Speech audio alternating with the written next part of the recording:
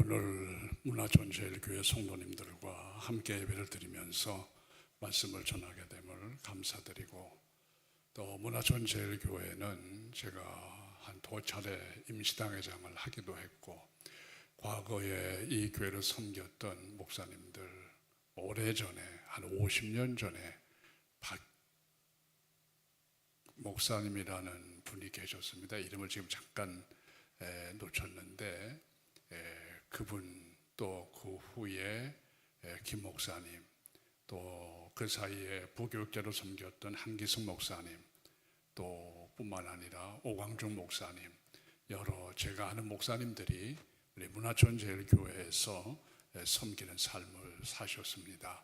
그래서 반갑고 또 가까운 이러한 마음이 가는 교회입니다.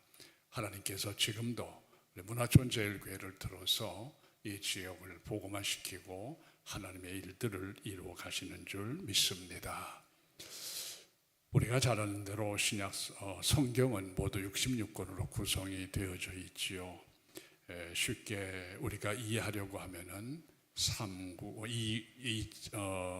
구구단에서 3927을 이해하시면 됩니다. 앞에 39가 구약 성경의 권수고 뒤에 27이 신약 성경의 권수로서 39, 27, 39 플러스 27 하면 66권 성경이 모두 66권으로 되어져 있다 하는 것을 우리는 이미 잘 알고 있습니다. 이 신약 성경 가운데서 제일 먼저 시작되는 부분을 복음서라 그렇게 이야기를 하지요. 신약 성경은 복음서와 또 역사서, 그 다음에 우리가 잘 아는 서신서, 그리고 마지막에 계시록, 크게 네 부분으로 구성이 되어져 있습니다. 그 가운데서 마태, 마가, 누가복음을 공관복음이라 그렇게 이야기를 하지요. 요한복음을 포함해서 우리는 부를 때에 사복음서라 이렇게 이야기를 합니다. 공관복음이라는 말의 의미는 같은 관점에서 기록됐다 하는 뜻을 가지고 있습니다. 그래서 공관이라 하는 단어를 쓰죠. 공적인 관점, 마태, 마가, 누가가 같은 관점을 가지고 같은 시각으로 같은 사건에 대해서 기록을 하고 있다고 하는 겁니다. 대개 이 공관복음에서는 주님의 역사적 행적과 가르침을 기록을 하고 있어요. 그리고 주로 북쪽 지방인 갈릴리 지역에서 사역했던 사건들을 기록을 합니다. 그리고 대개 그 내용이 비유로 되어져 있는 부분이 많고, 기적과 사건 중심으로 현장에 관한 보고서 형태로 되어져 있는 부분들이 공관복음에 해당이 됩니다. 이에 반해서 요한복음은 좀 다른 특징을 가지고 있습니다. 공관복음이 기록된 이후에 요한복음이 기록이 되어졌습니다. 이 요한복음은 주님의 신성을 강조하고 그분의 영적인 의미를 강조하는 측면에서 사도 요한이 기록을 했습니다. 그래서 이 요한복음은 이 공관복음과는 좀 다른 특징이 있어요. 주로 남쪽 지방인 예루살렘과 유다 지방, 유대에서 예수님이 사역했던 내용들이 집중적으로 나타나는 부분이 이 요한복음입니다.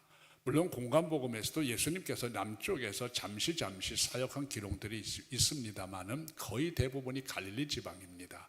남쪽 사건은 요한복음에서 기록을 하고 있다고 하는 거죠. 그리고 이 요한복음에는 강론이, 긴 설교가 여러 편 기록이 되어져 있고, 뿐만 아니라 7가지 표적이 나타나 있습니다. 이 표적이라고 하는 것은 주님께서 어떤 사건을 통해서 자신이 그리스도요 메시아임을 나타내는 의미로 말씀하신 부분을 가리켜서 표적이라 그렇게 이야기들을 하죠. 그리고 요한복음은 주님에 대한 신학적인 측면을 많이 강조하고 있습니다. 그래서 이 사복음서는 이 신약 성경의 기초가 되고 시작이 된다 하는 거지요. 오늘 우리가 살피려고 하는 이 내용은 너무나 잘 알고 있는 선한 사마리아 사람의 비유를 이야기를 합니다. 이 비유는 사복음서에서 누가복음에만 딱 한 번 등장을 합니다. 마태, 마가, 누가복음에는 같은 사건이 다 기록이 되어져 있는 이 부분들이 많습니다. 어떤 쪽에서는 같은 사건인데 좀 더 길게 기록이 됐고 또 어떤 부분에서는 짧게 기록이 되어져 있어요. 이걸 다 합쳐서 우리가 그 사건을 이해할 때에 그 사건이 주는 온전한 의미를 바르게 이해할 수가 있습니다. 그러므로 어떤 사건이 공간복음에 기록되어 있다고 할 때에는 그 세 곳에 있는 것을 다 보아서 무엇을 이야기하려고 하느냐 하는 것을 찾으면 되지요. 근데 이 본문의 내용은 누가복음에만 유일하게 기록이 되어져 있습니다. 요한복음에도 나타나질 않습니다. 우리는 이 비유를 너무 잘 알고 있죠. 제가 이 시간 설교로 말씀드리지 않아도 너무 잘 알고 있는 말씀입니다. 근데 우리는 이 비유를 생각할 때 어떤 생각을 갖느냐, 선한 사마리아 사람이 돼야 한다 하는 정도로만 이해하고 넘어갈 때가 많이 있어요. 그런데 이 비유는 그것만을 우리에게 이야기하려고 하는 것이 아니라고 하는 것을 여러분 기억하셔야 돼요. 본문이 주는 영적 교훈을 바로 이해하기 위해서는 이 비유가 왜 주어졌느냐 하는 것을 바로 알 필요가 있습니다.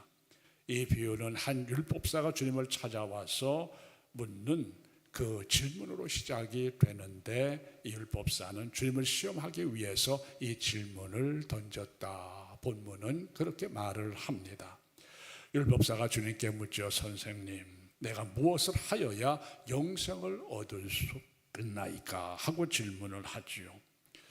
이 질문을 던집니다마는 율법사의 질문은 영생에 대한 관심보다는 주님을 시험하기 위해서 이 질문을 던졌다. 이 본문에 그렇게 말하고 있습니다. 그럼 왜 율법사가 주님을 시험하기 위해서 이 질문을 던졌느냐? 당시 유대인들 사이에, 바리새인들 사이에 떠돌던 말이 있었어요. 주님이 율법에 어긋나는 가르침을 가르친다 하는 소문이 아주 널리 퍼져 있었습니다.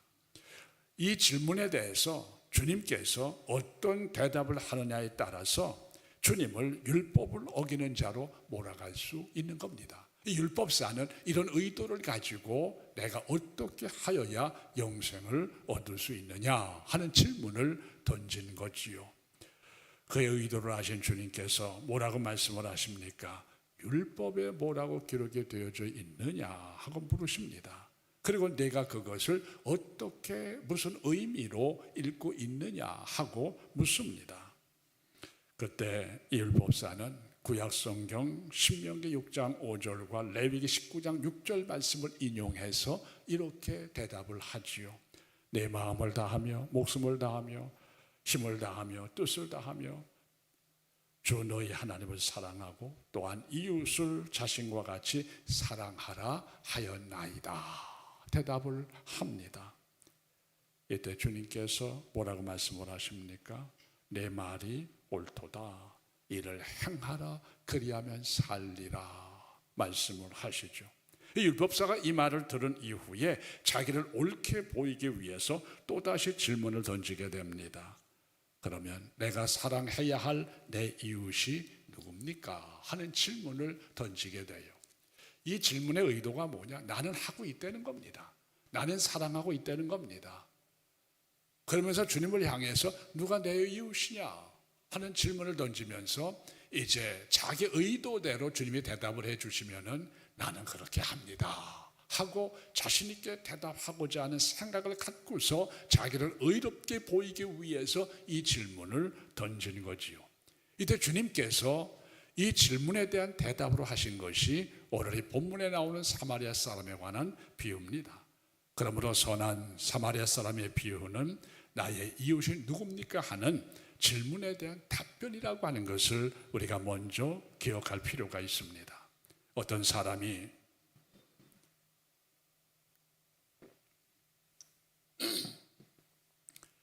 예루살렘에서 여리고로 내려가다가 강도를 만나게 되지요. 예루살렘은 해발 760m의 고지대에 위치해 있어요. 가보신 분은 아시겠습니다만 이 예루살렘은 고지대에 위치해 있어요. 산 등성이에 위치해 있어서 상당히 높습니다. 여리고는 아래로 내려와서 바다 표면은 해수면보다 50m 정도 아래 위치에 있는 지역입니다.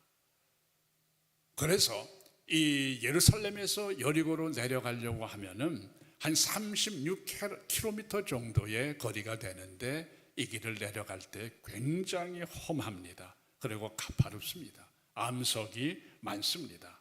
그래서 이곳에 강도들이 자주 출몰을 하곤 했어요.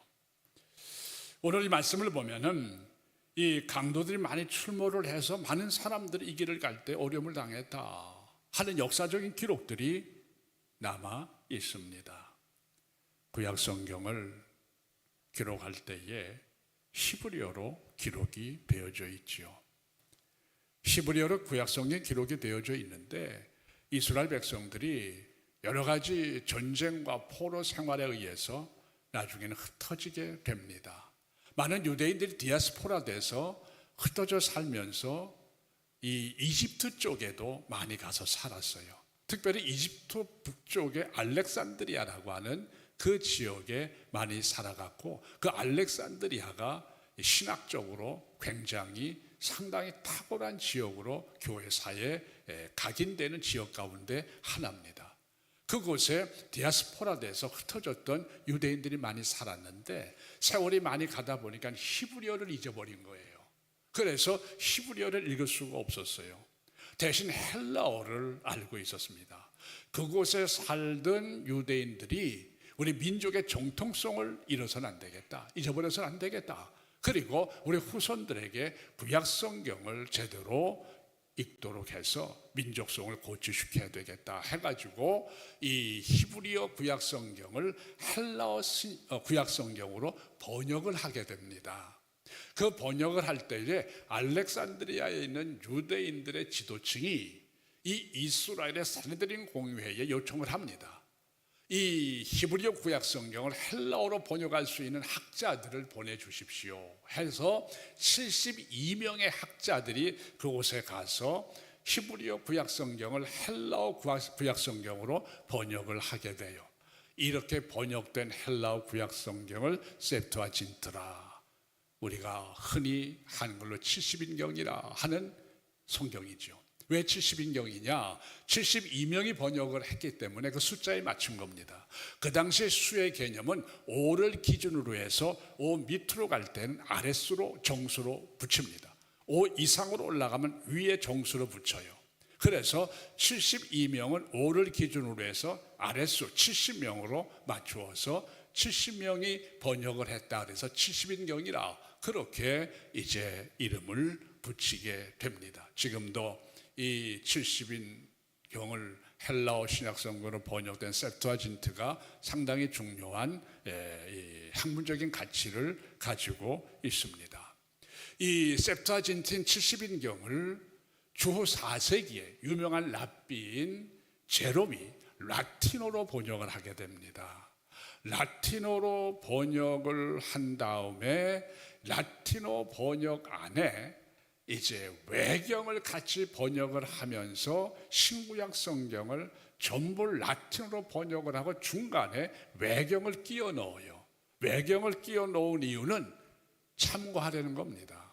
구약과 신약 시대에 400년의 공간이 있는데 그 공간의 사건들을 끼워 넣은 그 기록을 외경이라고 하는데 이것을 라틴어로 제롬이 함께 번역을 하게 됩니다.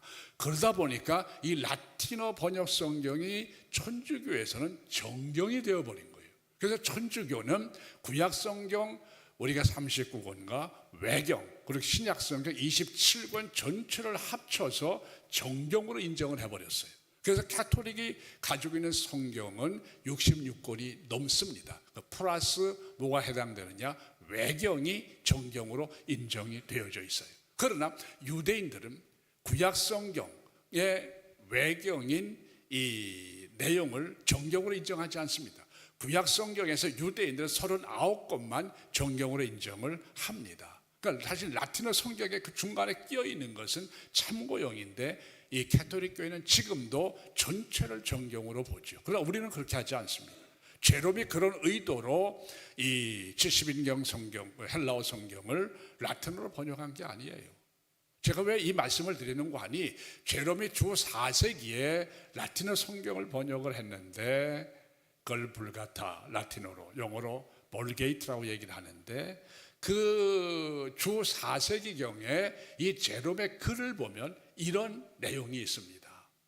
그 당시까지도 예루살렘에서 이 여리고로 내려가는 길이 워낙 험해서 강도들이 많이 출현을 했다 하는 내용이 제롬의 글 가운데 있었어요. 그러니까 이 예루살렘에서 여리고로 가는 그 길이 그때까지 계속해서 강도들이 많이 출몰을 했다고 하는 겁니다. 그만큼 그 길이 험한 길이었다고 하는 거지요. 어떤 사람이 이 길을 가다가 강도를 만났어요. 가진 것을 다 빼앗기고 두드려 맞습니다. 그 집안 죽기까지 두들겨 맞았다고 말하지 않습니까? 때마침 성전에서 제사일을 수종드는 제사장이 그 길을 지나다가 강도 만난 사람을 보고선 피해 지나갔습니다. 얼마 후에 성전에서 여러 가지 일들을 수종드는 레위인도 지나가다가 그 모습을 발견하고 그냥 지나가 버리고 말았습니다. 그 후에 유대인들이 경멸하며 멸시하는 사마리아 사람이 그곳을 지나가다가 강도 만난 사람을 발견하게 되지요. 불쌍히 여기고 가까이 다가가서 기름과 포도주를 상처에 붓고 싸맨 후에 자신이 타고 가던 그 짐승 나귀에 태워서 주막으로 데려가 그를 밤새도록 돌보지 않습니까? 이튿날 아침에 길을 가야 하기 때문에 주인에게 2데나리온을 주면서 부탁을 하죠. 이 사람을 돌보아 주십시오. 만약에 부비가 부족하면 내가 돌아가는 길에 나머지를 다 갚아주겠나이다. 그러니 이 사람을 잘 돌보아 달라고 부탁을 합니다. 이 비유를 말씀하신 주님은 율법사에게 묻지요. 내 생각에는 이 세 사람 가운데 누가 강도 만난 사람의 이웃이 된다고 생각을 하느냐, 이런 질문을 던져요. 율법사가 자비를 베푼 자니이다 하고 대답을 하니까 주님께서 하시는 말씀이 가서 너도 이와 같이 하라 하고 말씀을 하십니다. 이 본문이 이루는 첫 번째 영적 교훈이 여기 있습니다. 나의 이웃이 누구냐 하는 겁니다. 선한 사마리아 사람이 되라, 그건 차선의 문제예요. 오늘 이 비유가 여러분과 저에게 이야기하려고 하는 가장 중요한 핵심은 나의 이웃이 누구냐 하는 겁니다. 왜? 나의 이웃이 누굽니까 하는 질문에 대한 답변으로 이 비유를 말씀하셨기 때문에 먼저 우리는 이 비유를 통해서 여러분과 저의 이웃이 누구냐 하는 것에 대한 정의를 바르게 인식할 필요가 있다고 하는 거죠. 사마리아 사람의 비유는 우리의 이웃, 나의 이웃이 누군가에 대해서 이야기를 하면서 그가 바로 강도 만난 사람이 나의 이웃이라 하는 것을 말하고 있는 겁니다. 무슨 말입니까? 강도 만난 사람이 나의 이웃이다. 여러분에게 있어서 강도 만난 사람이 나의 이웃이라는 말은 이 강도 만난 사람은 스스로 자기가 어떻게 할 수가 없어요. 반드시 누군가의 도움을 필요로 하는 사람이죠. 그러므로 강도 만난 사람이 나의 이웃이라고 하는 것은 여러분과 저의 이웃은 나의 도움을 필요로 하는 사람이 나의 이웃이요, 우리의 이웃이다 하는 것을 말하고 있는 겁니다. 그러나 이 말씀을 통해서 우리가 이웃 개념을 정확하고 분명하고 바르게 이해할 필요가 있다고 하는 겁니다. 그러므로 이 비유 속에서 우리가 우리의 이웃, 나의 이웃에 대한 개념을 올바르게 설정할 필요가 있어요. 나의 도움을 필요로 하는 사람, 그가 나의 이웃이요 우리의 이웃이라고 하는 겁니다. 우리의 이웃은 관계 속에서 설정되는 게 아니라 그 말이에요. 물론 관계 속에서 설정될 수 있지요. 그러나 주님께서 이 말씀에서 하고자 하는 의도는 우리의 이웃, 나의 이웃이라는 것은 관계가 중요한 것이 아니라 그 말입니다. 나의 도움을 필요로 하는 사람은 나와 어떤 관계에 있든지 그가 나의 이웃이 된다고 하는 것을 이야기하려고 하는 겁니다. 오늘 이 말씀 속에서 한번 우리 자신을 돌아볼 필요가 있습니다. 나는 지금까지 살아오면서 나의 이웃에 대해서 어떤 개념을 가지고 살아왔습니까? 나와의 관계 속에 있는 사람이 나의 이웃이라 보편적으로 우리는 그런 생각을 하고 있습니다. 그러나 오늘 이 말씀을 통해 우리가 깨달아야 하는 것은 나의 이웃, 나의 도움을 필요로 하는 그 사람이 나의 이웃이라고 하는 것을 잊어서는 안 됩니다. 여러분 생각해 보세요. 이 본문에 나오는 사마리아 사람과 강도 만난 사람은 아무런 관계가 없어요. 관계성에 설정돼 있지를 않습니다. 그냥 지나가다 만난 사람일 뿐이죠. 그러나 도움이 절실히 필요했기에 기꺼이 강도 만난 사람의 이웃이 되어줬어요. 사마리아 사람이 그렇게 했다고 하는 거죠. 아무 상관관계가 없어요. 만나본 적도 없어요. 이익관계가 없어요. 친척관계도 없습니다. 인과관계가 없어요. 그러나 길을 가다가 자기 도움이 아니면 죽기 때문에 결국은 그가 사마리아 사람의 이웃이 되었고 사마리아 사람이 그를 돕게 되었다고 하는 겁니다. 그러므로 이 비유가 주는 첫 번째 영적 교훈은 관계가 아니라 나의 도움을 필요로 하는 사람이 나의 이웃이라고 하는 이 개념 정립을 우리가 바로 할 필요가 있다고 하는 겁니다. 나와 함께 가까이에서 예배드리는 성도가 나의 이웃일 수 있습니다. 함께 사는 식구인 아내나 남편이 나의 이웃이 될 수 있어요. 부모와 자녀가 나의 이웃일 수 있다고 하는 거죠. 직장 동료와 친구가 나의 이웃일 수 있다고 하는 거죠. 우리는 이웃의 개념을 저 멀리 있는 사람으로 이해를 하죠. NGO 단체에서 많은 사람을 돕지 않습니까? 아프리카에 있는 사람들, 여러 가지 재난 속에 있는 사람들, 물론 그들을 돕고 그들이 필요하기 때문에, 도움이 필요하기 때문에 우리의 이웃이 될 수가 있어요. 그러나 우리가 실수하기 쉬운 게 뭐냐? 가까이 있는 사람을 나의 이웃으로 생각하고 있지 않다고 하는 겁니다. 그건 당연한 것으로 이해하고 있다고 하는데 큰 문제가 있다고 하는 거죠. 가까이 있는 사람들 지나치기가 쉽습니다. 그러나 오늘 제가 여러분에게 말씀드리고자 하는 것은 가까이 있는 사람이 나의 이웃이 될 수 있음을 놓치지 말라고 하는 겁니다. 가까이 있기에 무관심 속에 마음의 아픔과 상처를 그대로 안고 살아가는 사람들이 얼마나 많이 있습니까? 가까이 있기 때문에 그냥 당연하게 생각을 하죠. 그 마음에 많은 아픔과 상처가 있는데도 우리는 그냥 가까이 있기 때문에 무심코 지나가요. 가장의 무게가 얼마나 무겁습니까? 가족을 책임지고 가정을 끌어가기 위해서 나가서 얼마나 많은 어려움 속에 정말 직장 생활을 하고 가정을 생각합니까? 근데 대개 가족 식구들은 그건 당연한 것으로 인식하면서 정말 집에서 가장이 받는 그 직장에서의 또는 여러 가지 사회관계 속에서의 스트레스와 그 갈등에 대한 이해가 별로 없어요. 왜? 그건 당연히 받는 것으로 생각을 합니다. 이게 쌓여가게 되면 상당한 많은 어려움을 가지고 온다고 하는 것에 대한 인식이 별로 없다고 하는 겁니다. 우리는 이 이웃의 개념 속에서 멀리 있는 개념으로만 이해를 해서는 안 돼요. 정말 가까이 있는 내 아내나 남편이나 부모나 자녀가 나의 도움을 기다리는 나의 이웃이 될 수 있다고 하는 것을 여러분 잊지 마시기를 바랍니다. 우리가 대화하고 싶은데 다람쥐 쳇바퀴 돌듯이 삶 속에서 매일 하는 말이겠거니 하고 그냥 지나갈 때가 얼마나 많습니까? 아내가 남편에게 무슨 말을 하려고 할 때에, 남편이 아내에게 무슨 말을 하려고 할 때에, 부모가 자녀에게 무슨 말을 하려고 할 때에, 또 자녀가 부모에게 무슨 말을 하려고 할 때에 그냥 우리는 대충 듣지요. 그냥 넘어가 버리고 맙니다. 이게 결국은 그 마음속에 쌓이게 되면은 나중에는 해결할 수 없는 엄청난 결과를 낳게 된다고 하는 것을 우리가 간혹 알지 않습니까? 요새 TV 프로그램에서 이 상담 프로그램에 그 많은 문제들을 가지고 나온 사람들을 만나게 되지요. 지금 두 분의 그 상담가가 TV에 나와서 상담 프로그램을 진행을 하는데 그 중에 이제 한 분이 의사 되시는 분이 여성분이 나와서 상담을 하고 있고요. 다른 한 분은 이호선이라고 하는 이름을 제가 정확히 지금 말씀드리는지 모르겠지만은 그분이 상담을 합니다. 그분은 크리스천 상담가예요. 숭실 사이버 대학의 상담학 교수지요.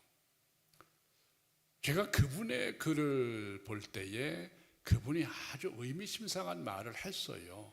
우리가 한번 깊이 새겨 들어볼 필요가 있습니다. 배우자를 공기와 같이 생각하지 말아라. 배우자를 공기처럼 취급하지 말라는 거예요. 배우자를 공기처럼 취급하지 말라고 하는 것은 공기는 당연히 있는 거죠. 우리가 날마다 숨 쉬고 있는 이 자체가 공기 속에 있지 않습니까? 우리가 숨을 들이마시고 살면서도 당연하기 때문에 별로 관심이 없어요. 배우자를 공기처럼 생각하지 말라고 하는 것은 당연한 것처럼 생각하지 말라는 거예요. 또 이 배우자에 대해서 핸드폰보다 가까이 배우자를 바라봐라. 배우자보다는 요새 많은 사람들이 핸드폰을 먼저 쳐다본다는 거예요. 여러분 생각해 보세요. 핸드폰을 많이 쳐다보십니까? 여러분의 배우자를 많이 쳐다보십니까? 그냥 이 핸드폰에 빠져, 스마트폰에 빠져가지고 지하철이나 어디나 모두에 빠져서 서로 얼굴과 얼굴을 대면하지 못해요. 아내는 남편하고 대화하고 싶고, 왜? 하루 종일 가정에서 애썼기 때문에. 남편도 직장에 시달리기 때문에 집에 오면 아내하고 대화하고 싶은데 서로 대화를 기피합니다. 오늘 핸드폰을 들여다보고 있어요. 그래서 그 이호선 교수는 뭐라고 이야기하는 거니? 스마트폰보다 배우자를 먼저 바라봐라. 그렇게 얘기해요. 그 맞는 말이죠. 여러분 이 시간 이후로 스마트폰보다 여러분의 배우자를 먼저 쳐다보시기를 바랍니다. 상대를 공기처럼 바라보지 마세요. 그러기 때문에 갈등이 쌓이고 어려움이 쌓여가지고 그것이 나중에 해결할 수 없는 단계까지 이르게 되면은 여러 가지 많은 문제들을 도출시킨다고 하는 거지요. 이웃, 우리는 지금까지 뭔가 이 개념이 좀 멀리 있는 사람들, 오가다가 내가 만나서 도와줘야 될 사람들, 이런 개념으로만 이해를 합니다만 그렇지 않아요. 내 아내나 남편이나 자식이나 부모가 내 이웃이라는 개념을 여러분 이해를 하시고 받아들여야 돼요. 그래서 가정이 온전히 세워질 수 있게 하셔야 됩니다. 그런데 우리는 이웃의 개념에 대해서 그런 의미보다는 너무 광범위하게 내가 멀리 있는 사람들, 유니세프나 기아대책이나 월드비전이나 이런 쪽을 통해서 도와주면 나는 이웃에 대해서 선한 일을 하는 것으로 끝난다. 끝나는 게 아니지요. 우리 가정 안에 진정으로 나의 도움을 필요로 하는 식구들이 있다고 하는 건, 내 주변에 우리 교회 안에 그러한 성도들이 있다고 하는 사실에 대해서 우리가 잊지 않아야 합니다. 지금 여러분과 함께 예배드리는 옆에 있는 성도들, 정말 절실한 도움을 필요로 하는 분일 수도 있어요. 정말 가까이 있는 분이 말은 못하지만은 나의 손길을 기다리는 분들이 있습니다. 지금 나의 도움을 필요로 하는 사람이 누구인가를 한번 깊이 생각해 보시기를 바랍니다. 이건 대단히 중요한 문제예요. 이건 그냥 지나갈 문제가 아니라고 하는 거죠. 오늘 이 비유를 통해서 단순하게 착한 선한 사마리아 사람, 이 대장, 그렇게 지나가면 안 돼. 누구에게 그렇게 해줄 것이냐 하는 거죠. 멀리 있는 사람도 중요합니다만 가장 가까이 있는, 여러분의 근처에 있는, 여러분의 가정 안에 있는, 같은 이 공동체 안에 있는 이 분들이 나의 도움을 필요로 하는 선한 손길을 필요로 하는 이웃이라고 하는 것을 잊지 마시기를 바랍니다. 두 번째로 오늘 교훈이, 우리에게 주고자 하는 영적 교훈이 뭡니까? 나의 도움을 필요로 하는 사람들에게 사마리아 사람이 되라 하는 것을 말하고 있어요. 1차적으로 우리의 이웃이 누구냐? 나의 도움을 필요로 하는 사람들이라. 그럼 그들에게 어떻게 해야 되느냐? 선한 사마리아 사람처럼 살아가라 하는 것을 말하고 있는 겁니다. 다른 사람이 사마리아 사람이 되기를 기다리지 않아야 돼요.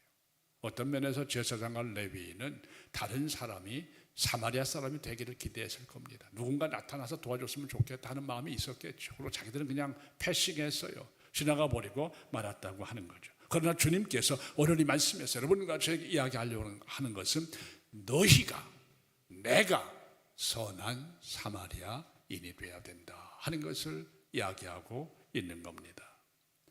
그냥 지나친 제사장과 레위 사람, 좀 전에 말씀을 드렸습니다마는 누군가가 돌봐주겠지 하고 지나갈 수 있었을 겁니다.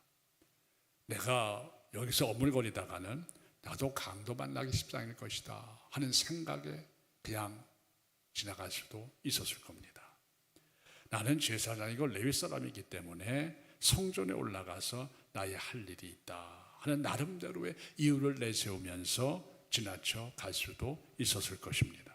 제사장은 성결해야 되기 때문에 내 손에 피를 묻혀서는 안 된다 하는 그런 이 율법의 조항 때문에 그 핑계로 스스로를 합리화시키면서 그냥 지나쳐 버릴 수도 있었을 것입니다. 그러나 사마리아 사람은 그렇지 않았지요.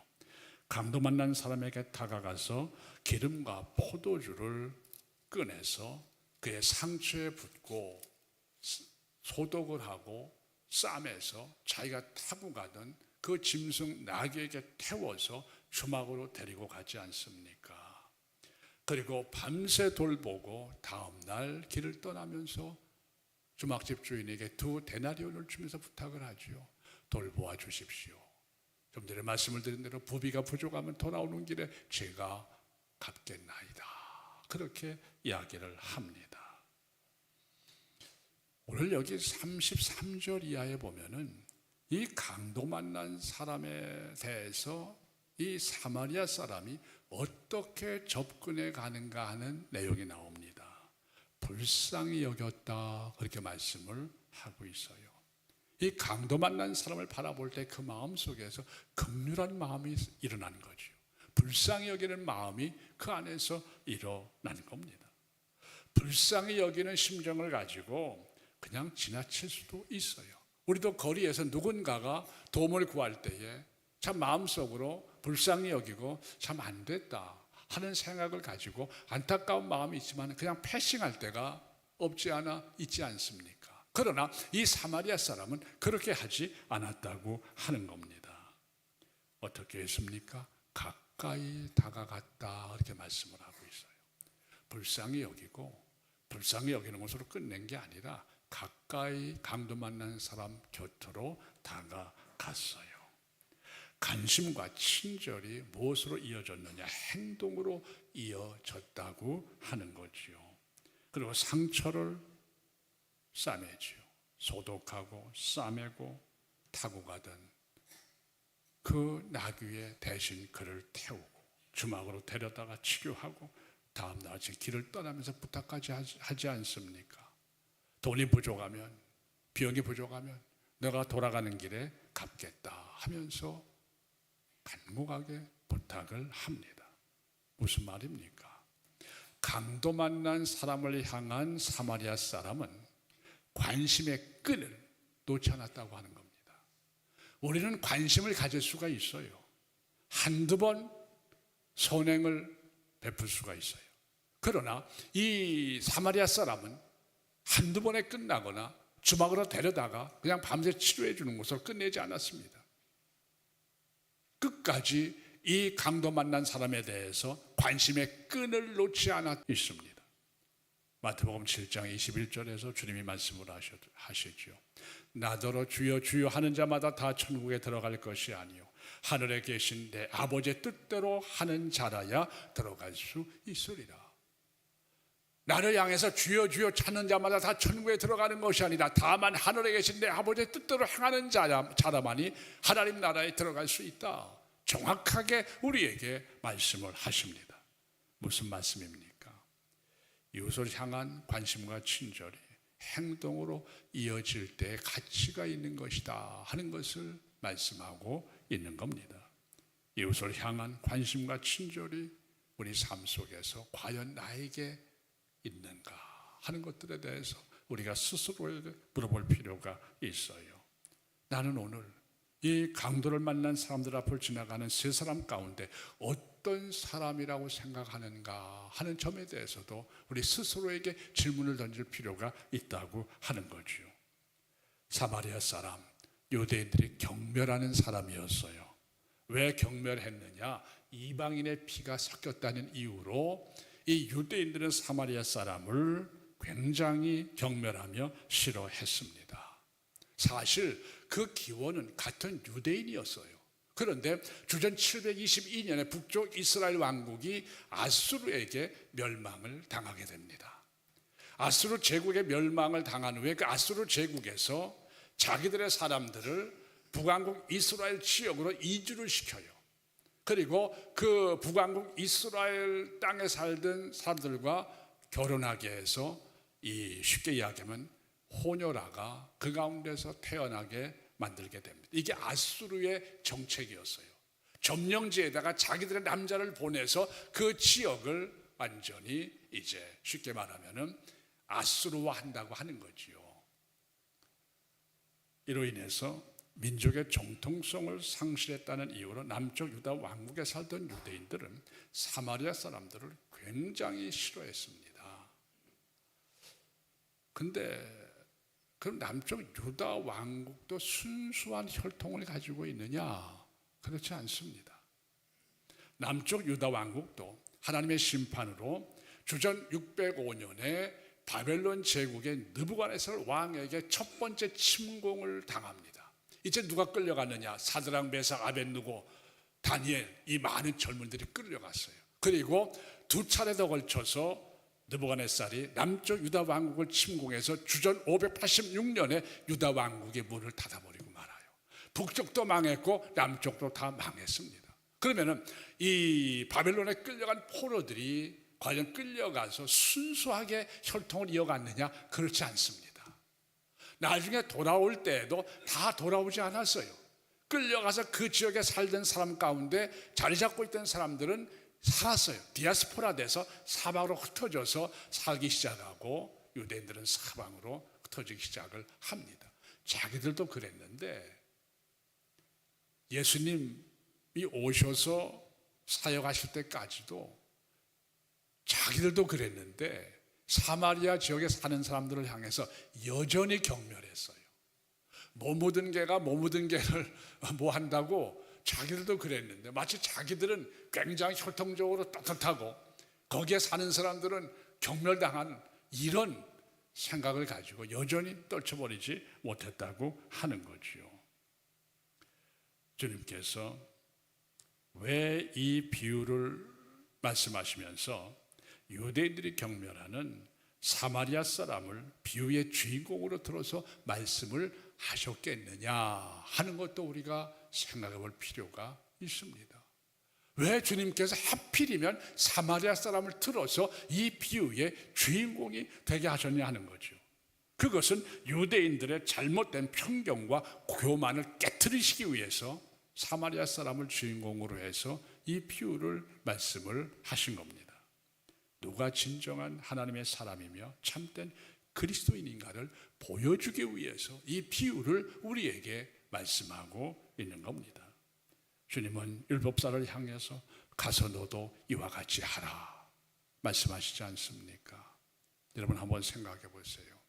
여러분이나 저나 우리 모두가 이 주님의 비유 앞에서 자유로울 수 있습니까? 나는 떳떳하다고 말할 수 있습니까? 나는 선한 사마리아 사람이라고 자신 있게 이야기하며 말할 수 있느냐 하는 거지요. 성도라는 말로 위장된 제사장이나 레위인은 아닙니까? 우리 스스로에게 질문해 볼 필요가 있다고 하는 거죠. 이 말씀 앞에서 나는 누구인가를 돌아볼 수 있어야 돼요. 정말 이 비유, 선한 사마리아 사람의 비유 앞에서 내가 어디에 해당되는 사람인가? 떳떳하게 정말 하나님 앞에서, 주님 앞에서 나는 선한 사마리아 사람에 해당이 됩니다, 이렇게 자신 있게 말할 수 있느냐 그 말이에요. 우리 자신을 이 비유를 통해서 돌아봐야 돼요.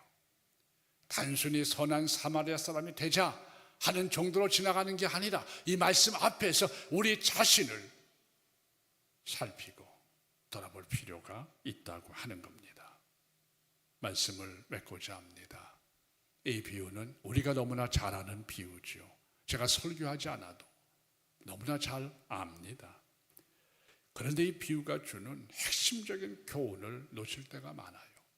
나의 이웃이 누굽니까? 하는 질문에 대한 비유라고 하는 거죠. 나의 이웃이 누굽니까? 관계 속에 있는 사람이 아니라 나의 도움을 필요로 하는 사람이 나의 이웃이라고 하는 것을 주님께서 우리에게 이야기하고 계시는 겁니다. 여기 앉아 함께 예배드리는 옆에 있는 우리 성도들이 나의 이웃이에요. 우리 가정 안의 식구들이 나의 이웃이에요. 사랑하는 아내와 남편이 나의 이웃입니다. 부모와 자녀들이 나의 이웃이라고 하는 거죠. 직장의 동료들, 또 친구들이 나의 이웃이라고 하는 것을 오늘 이 말씀을 통해서 우리가 다시 한번 기억할 필요가 있습니다. 멀리 있는 이웃도 중요하지만은 이제 우리가 시선을 돌려서 이 시대의 많은 문제점 가운데 가정들이 얼마나 많은 어려움을 겪고 있습니까? 우리 가정을 돌아볼 수 있어야 돼요. 우리 가정 안에 내 손길을 기다리고 있는 식구들이 있다고 하는 거죠. 우리 가정 안에 배우자를 공기처럼 대하지 마시고 스마트폰보다 먼저 배우자를 쳐다보시기를 바랍니다. 많은 사람들이 이 문제 때문에 고통을 안고 있어요. 그 이호선 교수나 또한 그 의사 되는 분 이름은 제가 지금 가물가물합니다만은 그 상담받으러 나오신 분들은 거의 가정 부부들이 나와요. 전부 갈등을 가지고 있다고 하는 거죠. 그 가운데 예수 믿는 사람도 상당수가 있더라고요. 이것은 다른 사람의 문제가 아니에요.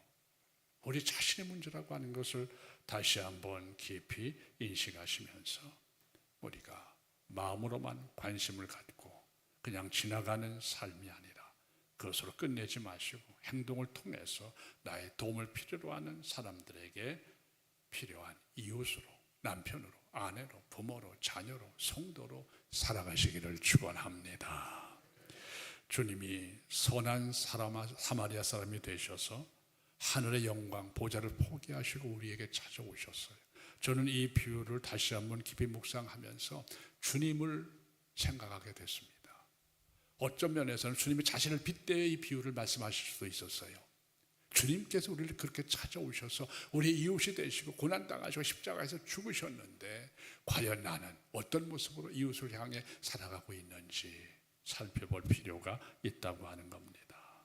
성도 여러분, 사랑하는 문화촌 제일교회 성도 여러분, 오늘의 비유를 통해서 나의 도움을 필요로 하는 모든 분들에게 그가 누구든 선한 사마리아 사람으로 살아가시기를 다시 한번 축원드립니다. 은혜로우신 아버지 하나님 감사드립니다. 우리가 너무 잘 알아서 그냥 비껴가고 소홀하게 지나가는 이 말씀이지만 이 말씀이 주는 의미를 우리가 다시 한번 살폈습니다. 오늘 이 비유 앞에서 나는 어떤 사람인가를 돌아보게 도와주시고 내가 어떤 삶을 이제 살아가야 할 것인가를 다시 한번 깨닫게 도와주시옵소서. 그래서 모든 것들이 회복될 수 있는 자리로 나갈 수 있도록 은혜 베풀어 주시옵소서. 예수님 이름으로 기도합나이다. 아멘.